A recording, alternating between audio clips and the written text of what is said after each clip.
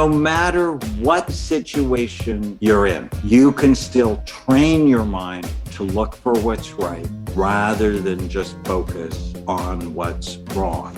Because happiness is a moral obligation. Wrap your mind around that. I just blew my mind. You're listening to Sex with Emily. I'm Dr. Emily, and I'm here to help you prioritize your pleasure and liberate the conversation around sex. I'm joined by psychiatrist, brain health expert, and New York Times bestselling author Dr. Daniel Amen to talk about how our thinking patterns shape our lives in and outside of the bedroom. We discuss the way stress affects your sexual performance, give tips to combat your automatic negative thoughts or ants, and discuss Dr. Amen's book, Your Brain is Always Listening. We also answer a question from a habitual cheater on how to break out of that cycle and discuss how ADD or attention deficit disorder can get in the way of your orgasm.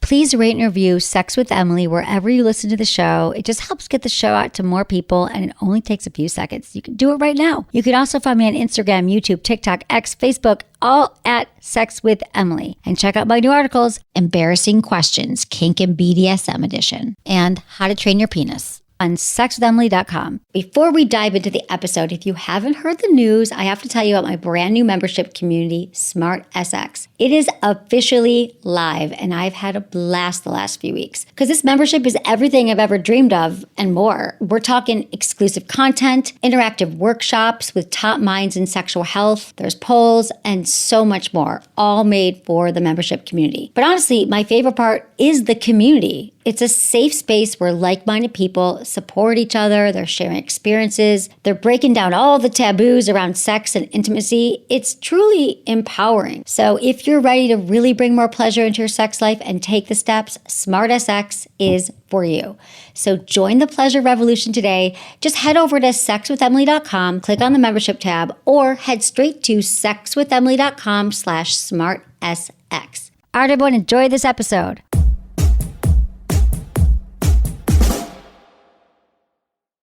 Did you know that as men age, the quality and volume of their ejaculate can decline? And recent studies show that sperm quality has been steadily declining for decades. And then over the past 50 years, human sperm counts appear to have fallen by more than 50% around the globe. This is where Popstar comes in. Popstar has two different amazing supplements. So first, there's Popstar Volume and Taste. This one supports sperm health, promotes semen volume, and enhances the taste of semen. Now, we've all heard that age-old rumor, you gotta eat pineapple to taste better. Well, this supplement actually uses the bromelain from pineapple along with zinc and L-arginine to improve your overall taste in just 2 to 3 weeks. Not to mention your semen volume will increase, if you're into that kind of thing. And then there's Popstar Fertility for men. So if you're trying to make a baby, well, this just makes your sperm healthier all around. It's more agile. These are the sperms that are actually going to reach the egg to fertilize. They're not like stopping at the grocery store, taking a pit stop. It's going to be healthier, quality sperm, and more likely to work. Popstar was created by the country's top urologists, and these physician-developed supplements are made from non-GMO organic ingredients, so you got the highest quality for your sexual wellness. Ready to give it a shot? Their annual load-up holiday sale starts today, and you can get 3 bottles for only $99. This is valid through December 15th. In addition to this, starting on November 25th, if you use code EMILY, you will get a free lube with your purchase. Your choice of silicone or water-based. That's code EMILY at popstarlabs.com/Emily. That's popstarlabs.com/Emily. And use code EMILY for a free lube. Today, I want to talk about something that's super important, your vaginal health. Think about it. We have products to use for our face and creams and lotions for our body. So why would we not have something in our routine for one of the most important parts of our bodies, the vagina? And that's why I'd like to introduce you all to V Health. V Health is a serum that uses 4 targeted bioengineered human growth factors to naturally restore vaginal health while you sleep. You just apply some of the serum at night, just like you would on your face, but you put it on your labia minora, majora, your clitoris, and when you go to sleep, it's going to generate regenerate the vaginal mucosa and tissues. As we age, the vagina ages as well and can begin to exhibit different symptoms like you might have dryness or pain. Well, V-Health can help with all of that. It moisturizes and soothes your vaginal tissue, so it is reducing dryness, irritation, and just regenerating new cells. It helps to promote a healthy pH balance, reduces the frequency of UTIs, helps with painful sex. I mean, what can't this product do? It's really an amazing thing for your vagina, and it's completely hormone-free. And if you're not experiencing any symptoms currently, think of this as a preventative measure you can take to maintain the health of your vagina. It's a really exciting product. I've been using it for about a month. Women on the team are using it here, and we're just loving it. It's a great way to care for yourself. Try it out. You can save 20% right now when you go to getvhealth.com. Use code Emily20. That's getvhealth.com. Use code Emily20. So do yourself and your health a favor and check it out. We go to the gym to work different muscle groups. I mean, you've got leg day and arm day, butt day, but what about penis day? Okay, I know that sounds silly, but it is an important muscle in your body. So why would you not have a routine for overall upkeep and improvement? So if you want harder erections that last longer, you got to check out Bathmate. It is the world's best-selling penis pump. Bathmate uses the power of water through a hydraulic vacuum, acting as a secondary pump to your heart. So basically, you are drawing blood safely into the penis. Listen, most 18-year-old men get erections around 3 to 5 times per night, lasting up to an hour. This actually has nothing to do with sex. This is the body regulating and maintaining tissue health. Well, after 18, the frequency of these nocturnal erections can decrease, leading to a decline in your penis's health. And that's where Bathmate comes in to do the work. So the pump is powered by water, so you can use it in the bath or shower as part of your maintenance routine 3 to 5 times per week, and it helps flush toxins and maintain tissue health. Bathmate is so confident that after 2 weeks of regular usage, you would be thrilled with the results, that they're offering a 60-day, 100% money-back guarantee. Plus, if you go to bathmatedirect.com/sexwithemily, now for a limited time only for their Black Friday Cyber Monday deal, you can get up to 35% off various products, including their Hydro, Hydro Max, and the Hydro Extreme, all of various sizes and power levels, and a free lifetime warranty with every Hydro Pump purchase, which is a $100 value, to protect your Hydro Pump for life. So check it out at bathmatedirect.com/sexwithemily and get up to 35% off today. That's bathmatedirect.com/sexwithemily.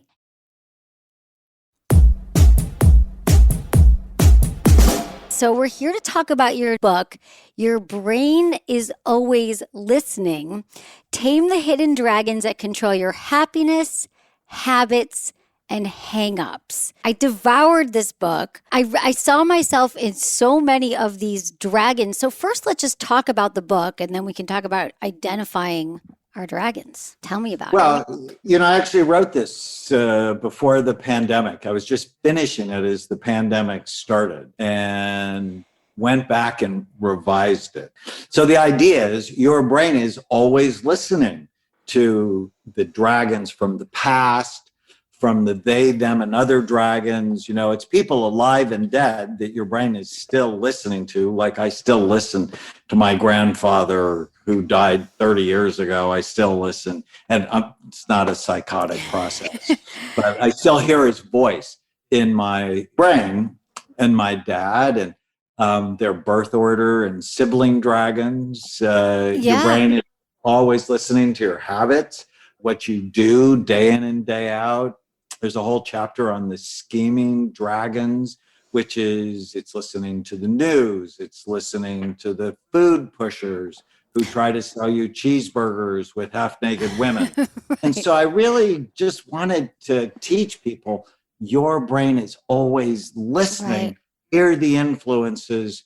You get to control them. Right. We're both huge fans of, people getting into therapy and examining their history and their background. And, some people just don't want to look at, oh, my childhood was perfect or I have it all figured out. But the fact that you were able to share that your birth order had such an impact, or the way your older brother bullied you, or your dad, you weren't the firstborn, so you definitely weren't, the preferred child. It's like, I think that when people read your book, they're really going to see parts of themselves in all of these dragons. And it's not a bad thing either, right? Like we're going to have struggles in our lives, but when you're able to kind of flip it, like you were able to look at like shaming, for example, like if we pull up the shaming dragon about how we all have shame, but you were even able to show some positive sides to it, how we cope with it. I love that you have affirmations. I love that you have the movies that if you identify with this dragon, these are the movies you're going to watch. And then you have the meditations to help heal with it. And I'm going to use this book as a guide to just flip open. Like I have a friend who's going through a grieving process right now. So I've been trying to help her. And I was like, okay, I literally looked at your grieving chapter and I like sent it to her. I was like, these might be some helpful affirmations. So I really think that this is going to be such a great book for people just to have, to open to whatever you're struggling with. Shame or grief or judgment or, all of them are in here. So it's really well done. Thank you. Great resource. Wow. Thank you, my friend. It's a very personal book, but I found the older I get that those are actually more meaningful when people can relate to you as a fellow traveler along the road.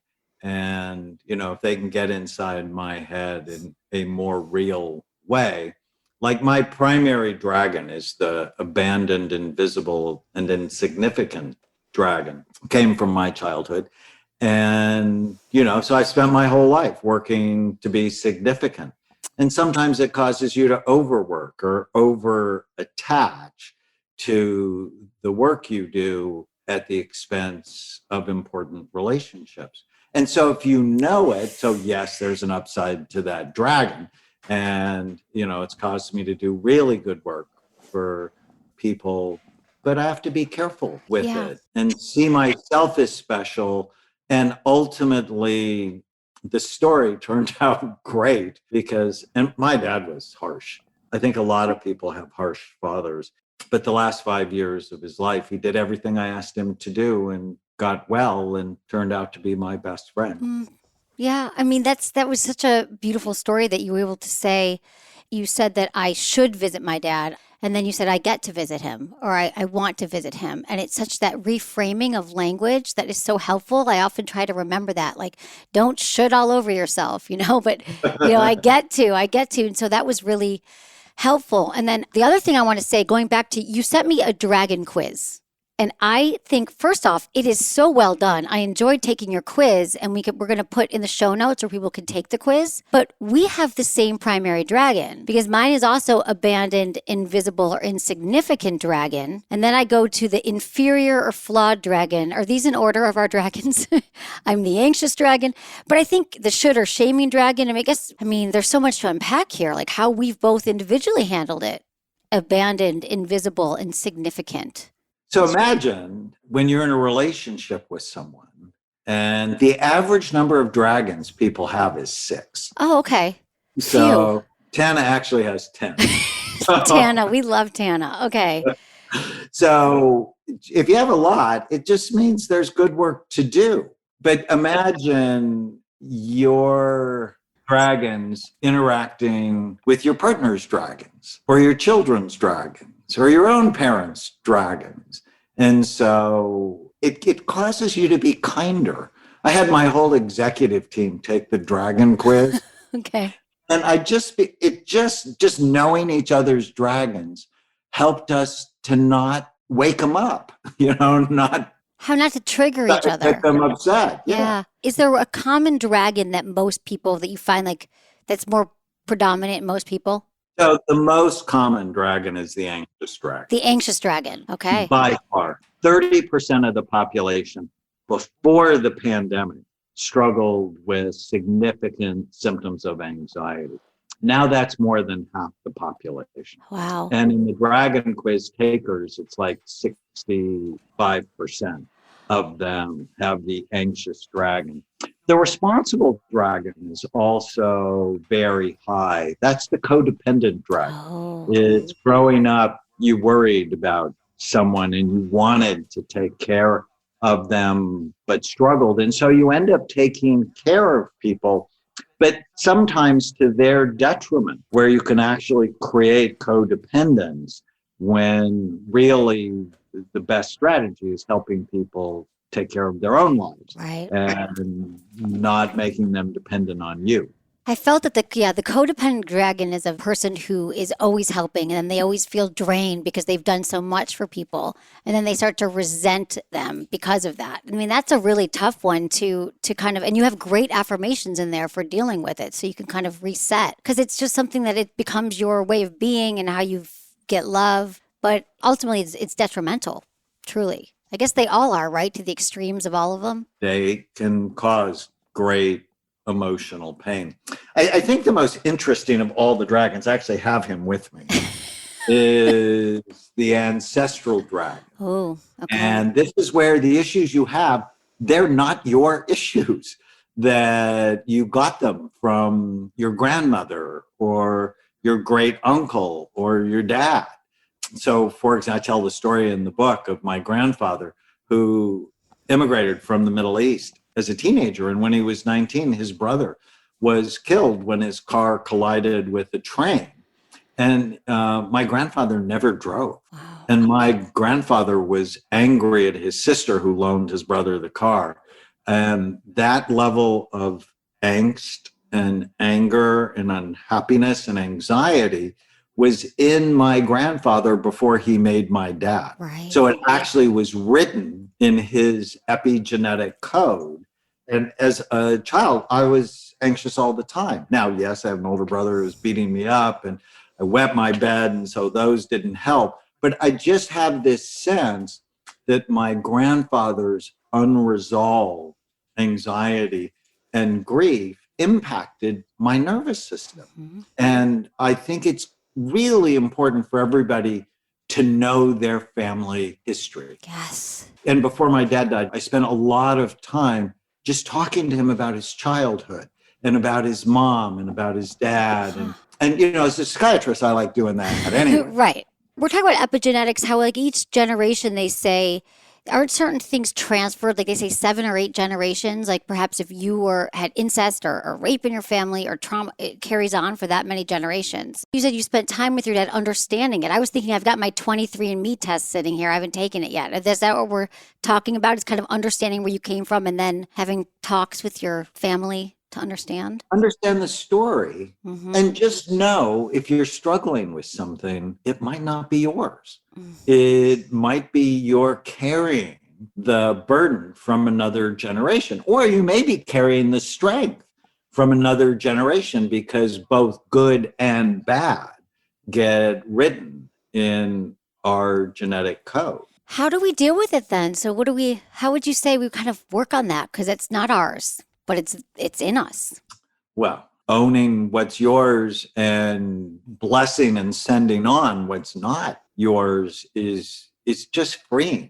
So I think the knowledge, and there's a section in the book on how to rewrite your story, because the dragons create the stories we tell ourselves, but you and I love to create content. Well, you can create a different ending. Mm-hmm. And where you bring your attention will determine how you feel.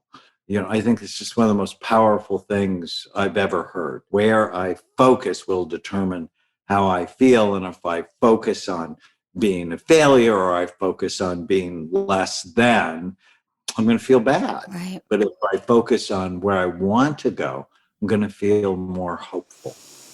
It's such good advice, because I spend a lot of time, I think a lot of us do, on what could have been or what's wrong or the negative thoughts. That's a big one for me too. So that's why I quote you on your ants all the time, automatic negative thoughts. What helps me too is just having notes in my phone too. You actually gave me some great new affirmations to put in. Like when I do my meditations in the morning, I often have statements that I'll say, and they're such, people might be hearing this and go, oh, that's so woo woo. And then you want me to light some incense and do, yeah, I actually do want you to do some of this work, because if you're the only one who's left in charge programming your brain, you're the one who's saying all the negative thoughts, and that's all that you're hearing all day.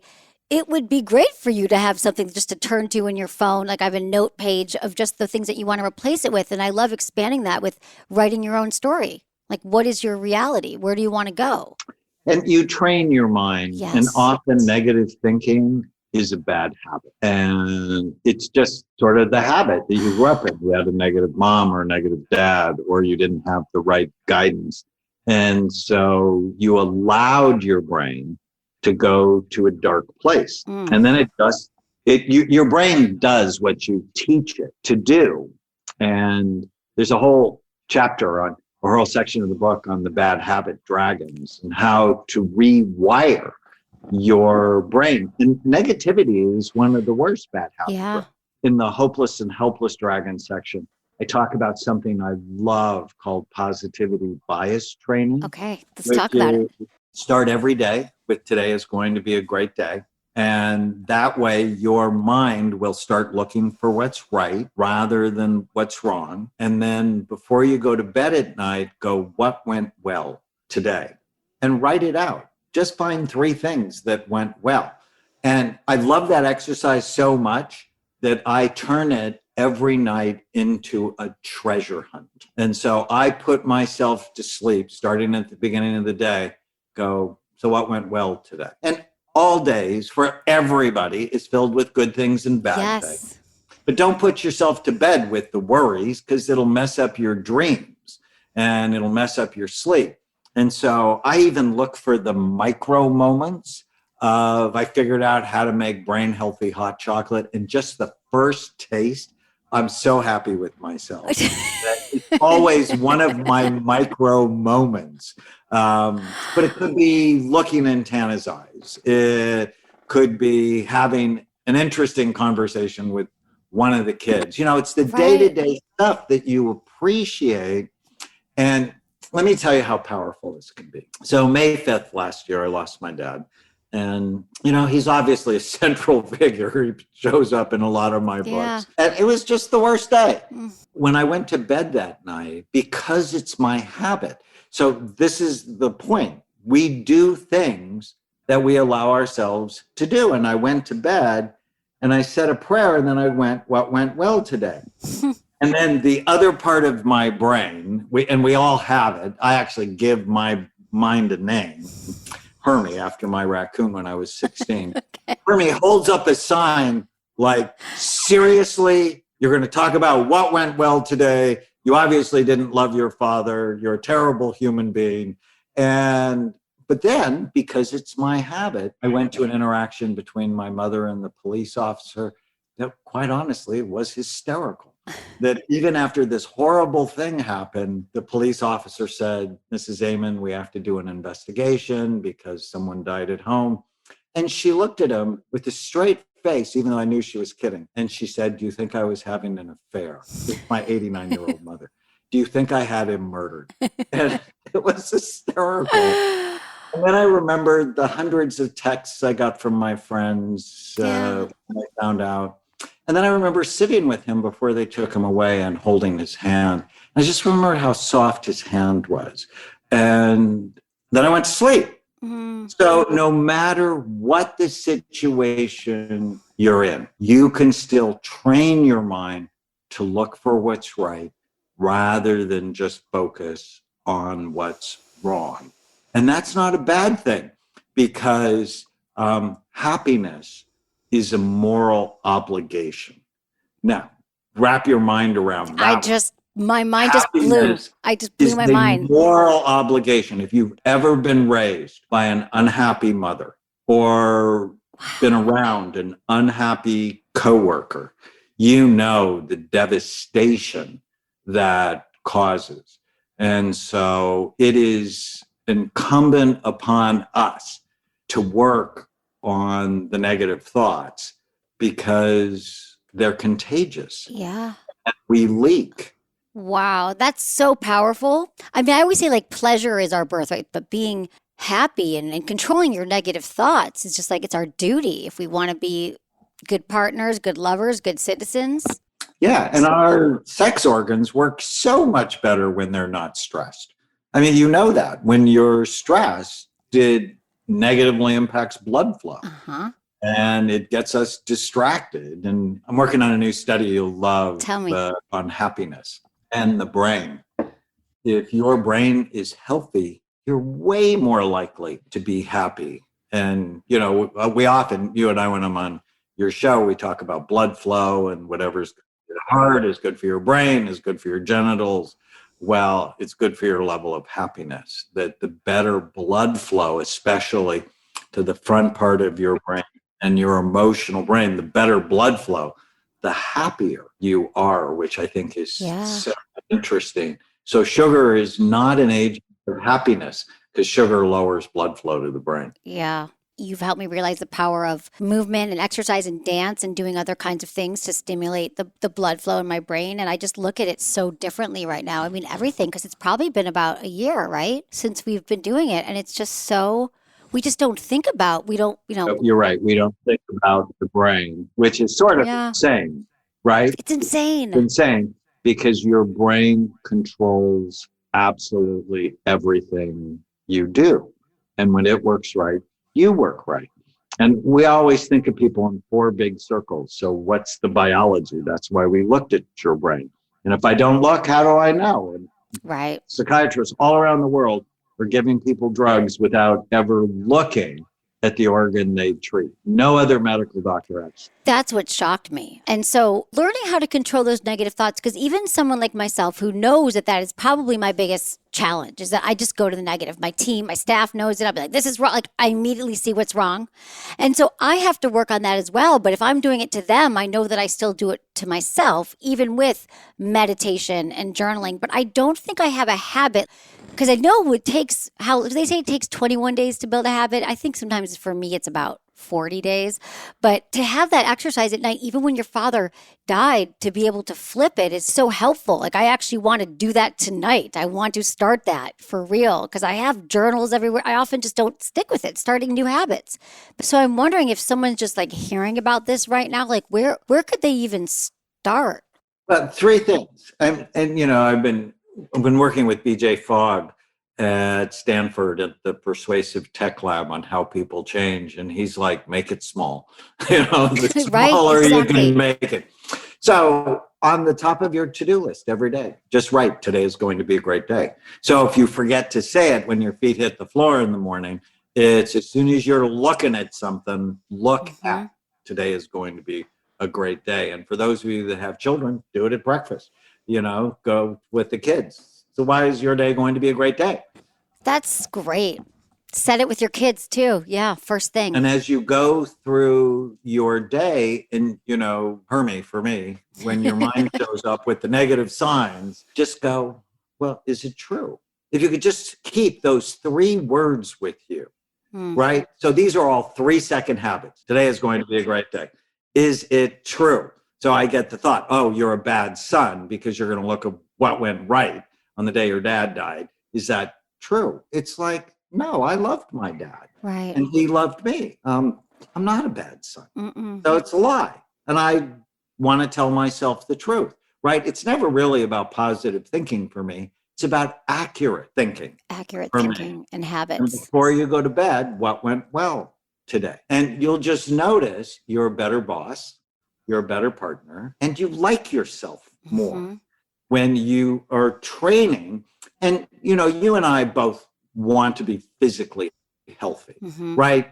Work out, try to eat right. You can't do that once, right? People who come to see me sometimes, it's like, well, if they don't feel better the first time, they don't come back because they just expect like a miracle. Right. And so I work on it every day. Every day. Well, why shouldn't we be working on our minds every day?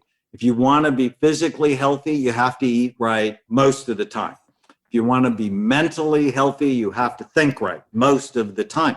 And it's a practice. So if you have a diet of negative thoughts, you're going to have the consequences of that. Like if you have a diet of fast food, right? You're going to have a fast food mind. Right. God. And what I was thinking about is that how people sometimes say to me, oh, I tried therapy, it didn't work. I'm like, did you go for a year and commit every week? Oh, I went 3 times. I didn't like it. So it's just like people saying, yeah, I go to the gym. Yeah, once a year. You're not going to have the abs that you want, I suppose, or the health.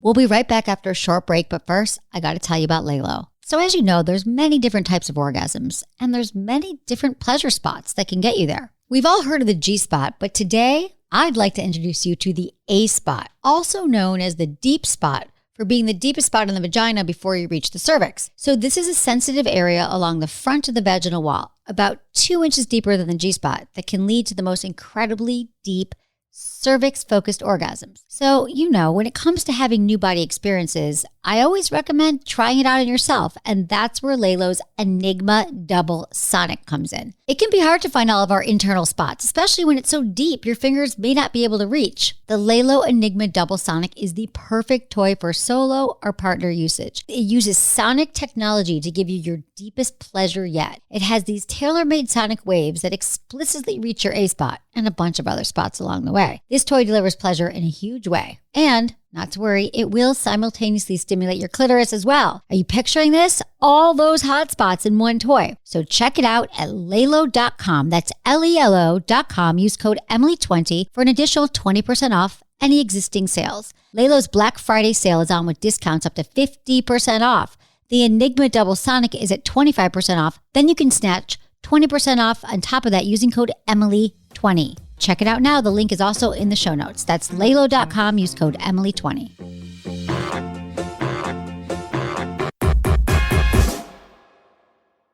If you've been listening to the podcast, you already know that I'm a huge fan of sex toys. And you know the story that one of my very first loves was the magic wand. And in fact, when I got my magic wand original, it had a cord attached to it. I loved it so much that I drilled a hole in my nightstand just so I could have the cord reach through it and use my magic wand while still in bed. That was devotion. So this wand-style massager has been a bedside drawer staple for 55 years. But don't just take my word for it. Time magazine named it one of the most influential gadgets of all time.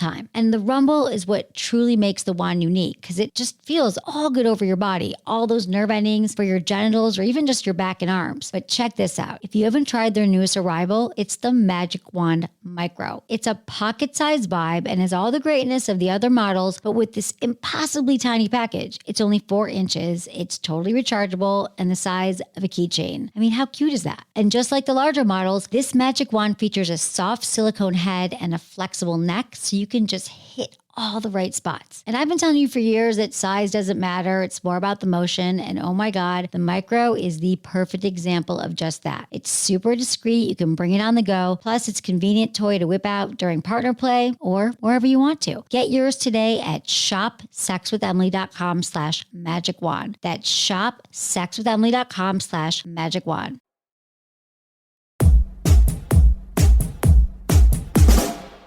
Dr. Amen, will you help me answer a few emails from our listeners? Questions. Anything you like. Okay, I love it. All right, this is from Ryan. Hi, Dr. Emily. I've talked with a counselor before, but they only came up with ideas that I'd somehow been scared in childhood or had a family member influence me in a negative way. But the issue is I cheat. Mainly, I have several women I start to sleep with at the same time, and then a relationship slowly forms with one, but I don't end it with any of the others. So this last time I started to see a therapist and ended up working through things with my girlfriend, and we got back together. It's been over a year and I haven't cheated, but it's a struggle daily. I would compare the urge to what I would imagine a drug addict would have if he went too long without a fix. I find myself yearning for more kinky stuff I don't have with my partner, but I don't want to bring it up because she gets mad that I watch porn from time to time. I'm not sure what to do. I can give you more information if you need it. I'm trying to give you a little intro. Let me know if you can help. So this is a combination of like having the impulse to cheat and addiction. It truly is. He went to a counselor who said, oh, it's a scared childhood, but he's not giving him steps. And what I'm thinking about is maybe your addiction dragon or helping him with some of this pattern in his thinking. Like, what are the small steps? Because it's his brain that's telling him this is a struggle. I want something else I can't have. Sex addiction's real. And odds are, I'm just thinking of this story I did with Dr. Phil on compulsive cheaters, and Jose, who I evaluated, cheated on his wife 8 times in 4 years. Wow. That we know about. That we know about, right. His wife had a gun and was going to kill him. And so it made a great Dr. Phil. Great show. Dr. Phil, yeah. And so I saw Jose, and he had damage to his frontal lobes. And he played football in high school and college. He was a mixed martial artist. He used to have a party trick of breaking beer bottles with his forehead. Oh he could like, boom, break the bottle. Insane. And when we fixed his brain, he did so much better. He had all these tattoos on him. He tattooed on his forearm, then what? If I do this, then what happens? So consequences. Because his goal was to be married. He didn't want his daughter to be raised in a broken home like he was, because his dad was a cheater. So there were brain issues, there were social modeling issues, and he also had the inferior and flawed dragon. And so he used the affairs to tame the inferior flawed dragon, and created the angry dragon in his wife. Right. But now, this was 10 years ago. Wow. They're married. He's not cheating. And he went back to school, and now he's a nurse anesthetist. I'm so proud of him. Wow. So with Ryan, do you think it's similar then? Like and this is what it is, because I used to be a cheater. I don't know if I've told you this, but I've told my listeners this. I mean, like years ago, I kept finding myself like in my 20s, I would just cheat. And I never got caught. I didn't have consequences, but I just knew, I'm like, this doesn't seem right to me. I don't want to be this person. And then I realized that for me, a lot of it was about wanting to get the attention and feel more significant or feel desired and wanted, because it was just like a fix, right? Oh, this person wants me, and maybe things got hard in my relationship. So with Ryan, I mean, it's like he's getting somewhere, and I love that he's seeing a therapist, but he's kind of saying it's a daily struggle. So would you say like the micro change here would be, or the little mini habit could be thinking about, and that like, what does he want? Because he's saying he wants to get married, and he wants to be in his relationship. And he's gone a year so far, which is pretty good if you're talking about, not cheating. But like, is there a practice, maybe thinking of writing his story of what he wants? And when your frontal lobes are sleepy, it's hard to control your impulses, even though you want to. And so First thing to do is, what do you want? Write it down. Like if you want a kind, caring, loving, supportive, passionate relationship, well, cheating isn't going to get you what you want. So that's what your frontal lobes do. It creates goals, and then it matches your behavior consistently over time to get them. And so the little habit is, does it fit? Does my behavior fit the goals I have? So not what you should do, not what somebody else thinks you should do. Well, what do you want? And if you want a kind, caring, loving, supportive, passionate relationship, you cheat, you're going to blow that up. Because if your frontal lobes are sleepy, you probably will get caught. Mine were sleepy. You told me that. Mine were sleepy when I came to see you, but I don't think they're sleepy anymore. So it's excitement seeking for you. And nobody knows it, right? I mean, when you're really bright, like you're really bright, you come up with all sorts of explanations about your behavior that may have nothing to do with the truth, because no one's ever looked at your brain. Right. But people with sleepy frontal lobes can be drama-driven, excitement-seeking, negative-seeking. I think maybe we talked about that. I never thought of it that way, that the negative was like I have to beat myself up to get myself to do something. And it never made sense to me. Why couldn't I just be nice to myself? But it's because it was an intense reaction. It was like, it made me so mad. I was making myself so caught up in it that I had to act. And that's so common with kids who have ADD. If they have a bad morning at home, which means mom's yelling at them a lot, they have a good day at school. But if they have a good morning at home, like there's a lot of kindness and sweetness and cooperation, they often have a bad day at school. So they're actually using mom's anger as a little bit of Ritalin. And that's a bad thing. My God, I never thought of it. That's stunning to me, that fact. And then it makes so much sense. We've also gotten questions, because I mentioned on the show, I've mentioned I had ADD, and it was like a throwaway comment. But you are also the leading, I believe, ADD expert in the country. I'd first read about your clinics in the 90s, and I was like, I want to just check in and live there if you can help me with this ADD. And so what about ADD in relationships? Are there any just like a few things we could talk about, or how it comes up in like a romantic partnership? Because it's often the missing link to why people struggle so much. It's so common.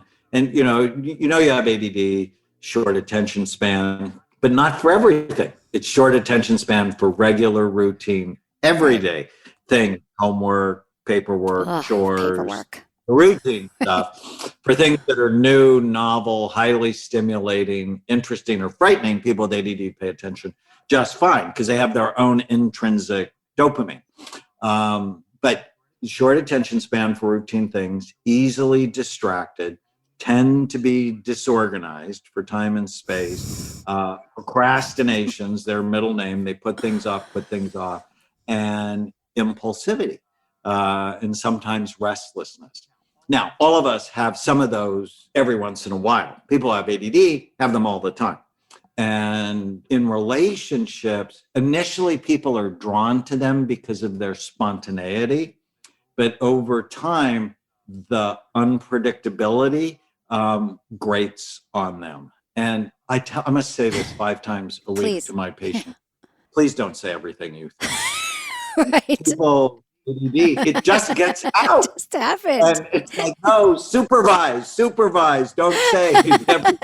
Because I don't want to forget. So here's everything. Yeah. Right. And it's always good to filter it with, will this bring me closer to my partner, or will it horrify my partner? So having a filter is a good thing. And when it comes to sex, this is very important. You know, I rarely talk about this. But after I treat women for ADD, when they come back, they have this smile on their face. And I know what it means. It means they can have an orgasm. Because women with untreated ADD, well, what does an orgasm require? It requires focus. You have to pay attention to the feeling long enough to make it happen. But if your brain is all over the place, and many people with ADD are hypersensitive to the environment, their senses are heightened. So they hear too much, they see too much, they feel too much. My first wife had ADD, and I just thought she didn't like me. I mean, I don't think she really liked me that much anyway. But it was really hard. And many ADD women, they have to sleep with white noise. I do. So always. In the middle of the winter, the fan. White noise. And even when I'm home and there's no me, I have my headphones on. Even when I'm reading at home and there's no one here, like I have to block out everything to focus. Yeah, so classic. And senses, like I can't wear wool. Like if anything itches me or makes me uncomfortable since I was like 5.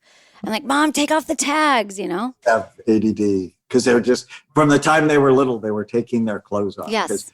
You know, seams would bother them. And then when we treat them, you know, with a little bit of a stimulant, they can focus and their sex lives are better.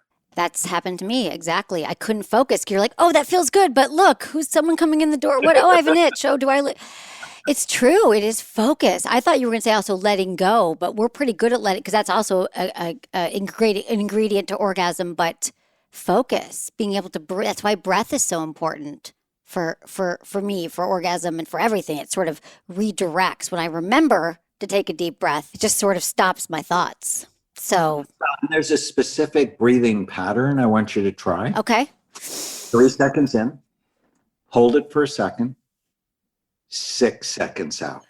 So big breath, hold it, and then 6 seconds out.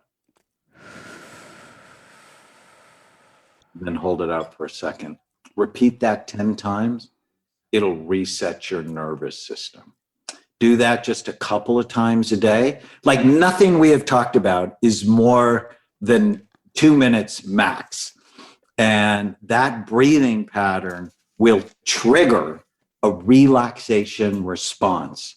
I already felt that, and I know it. I've taken breath work classes, but that already helped me. Because we just don't know how to breathe correctly. So I don't. I know I'm like a shallow breather. I try to breathe in the morning. That was very helpful. And that helps with everything. I think even before you have sex, or you with your partner before you have sex, or when you're trying to have a conversation with someone, if you breathe together, I've done that with partners sometimes, just to kind of, it resets. And it helps to be intentional. Your brain is always listening. It helps to be intentional to guide your brain rather than to let it be a victim of our crazy current society. Dr. Daniel Amen, thank you so much for being here. I always feel wiser, more grounded, better, smarter after you're on the show. So thank you so much. Thank you for being here, for my listeners, for being my doctor, and so many others. Your Brain is Always Listening is your book, and everyone should get it. We're going to put a link in the show notes. And also, everyone should take the dragon quiz. We're going to put that in there as well. KnowYourDragons.com. Thank you for being here. Thank you, my friend.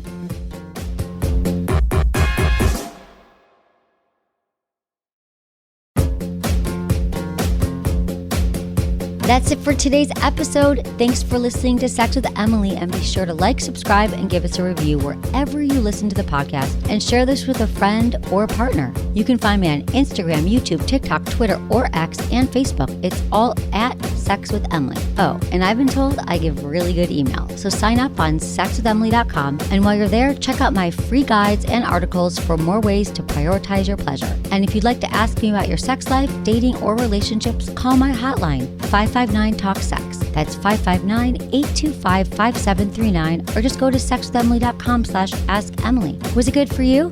Email me, feedback@sexwithemily.com.